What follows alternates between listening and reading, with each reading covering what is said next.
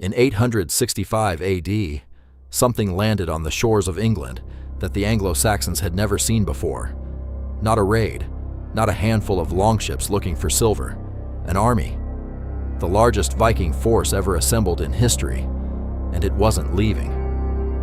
For nearly a century, Viking raids had been part of English life. Every summer, longships appeared on the horizon. Monasteries burned, silver disappeared. Then the raiders vanished back across the North Sea before any organized defense could be mounted. The Anglo-Saxons had learned to live with it. They built coastal defenses. They paid tribute. They accepted the raids as an annual nuisance. Brutal, yes, but survivable. What arrived in 865 AD was something else entirely. The Norse sagas tell us the Great Heathen Army was led by the sons of the legendary Viking king Ragnar Lothbrok, Ivar the Boneless, Halfdan, and Ubba. Whether Ragnar himself was a real historical figure remains debated. What isn't debated is what his sons did to England. They came with thousands of warriors. Modern archaeological estimates suggest between 3,000 and 5,000 fighting men, supported by supply lines, horses, and a clear long-term strategy. This wasn't a summer raid. This was an invasion with no planned end date. The Great Heathen Army landed first in East Anglia.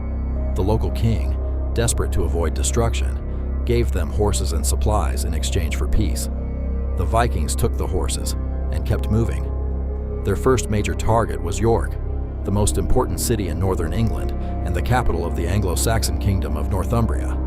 The timing was calculated with precision. The two rival kings of Northumbria, Ella and Osbert, were in the middle of a civil war against each other. The Vikings arrived in November 866 AD, while the city's defenders were distracted and divided. York fell in a single assault. The Vikings held it through the winter, fortifying their position. When the Northumbrian kings finally set aside their differences and launched a counterattack the following spring, it was too late. Both kings died in the battle to retake their own city. Northumbria was gone. The speed and precision of what followed was unlike anything England had experienced. The Great Heathen Army didn't ravage and retreat. They captured, consolidated, and moved on. Each kingdom fell to the same ruthless methodology: exploit internal divisions, strike at the heart, install a compliant ruler, and move to the next target. Mercia fell. East Anglia fell. 3 of the 7 Anglo-Saxon kingdoms of England had collapsed within a decade of the army's arrival. The story of King Edmund of East Anglia is one of the most extraordinary and brutal episodes of the entire Viking Age, and one of the least known outside academic circles. Edmund was a young king, probably in his mid-20s, when the Great Heathen Army turned its attention to East Anglia in 869 AD. The Norse sources and later English chronicles tell broadly the same story. Edmund met the Viking army in battle and was defeated. He was captured alive. Ivar the Boneless offered Edmund terms: renounce your Christian faith, accept Viking overlordship, and you will live. Edmund refused. What happened next was recorded by multiple sources and was so shocking that it entered English folk memory for centuries. Edmund was tied to a tree. Viking warriors used him for archery practice, shooting arrows into him one by one without killing him. When he still refused to renounce his faith, he was beheaded. He was later canonized as a Christian martyr. The town of Bury St. Edmunds in Suffolk takes its name from him to this day. But the Great Heathen Army had made a mistake. 3 kingdoms had fallen, but one remained: Wessex. And Wessex had a king unlike any the Vikings had yet encountered. Alfred was the youngest son of the King of Wessex, the last person expected to inherit the throne. By 871 AD, through the deaths of his father and 3 older brothers, he was king. He was 22 years old. He would become the only English monarch in history ever given the title, the Great. Alfred didn't defeat the Great Heathen Army in one decisive battle. He survived them. He paid them off when he had to.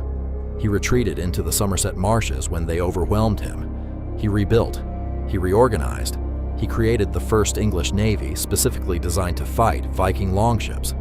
And in 878 AD, at the Battle of Edington, he finally broke them. The Viking leader Guthrum was baptized as a Christian with Alfred as his godfather. The Great Heathen Army that had torn England apart for 13 years was finally stopped by a king who refused to give up.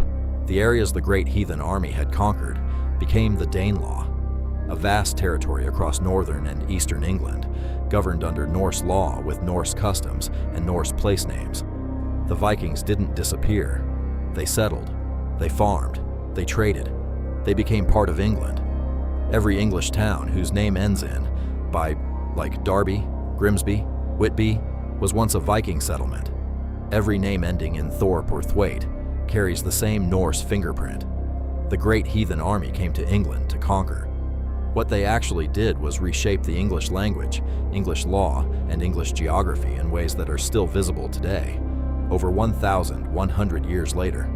The Great Heathen Army was the most transformative invasion in English history before the Normans, and the Normans who invaded in 1066 were themselves descended from Vikings who had settled in northern France 2 generations earlier. The story doesn't end here. Follow for the Norman invasion, the Vikings who came back wearing French armor.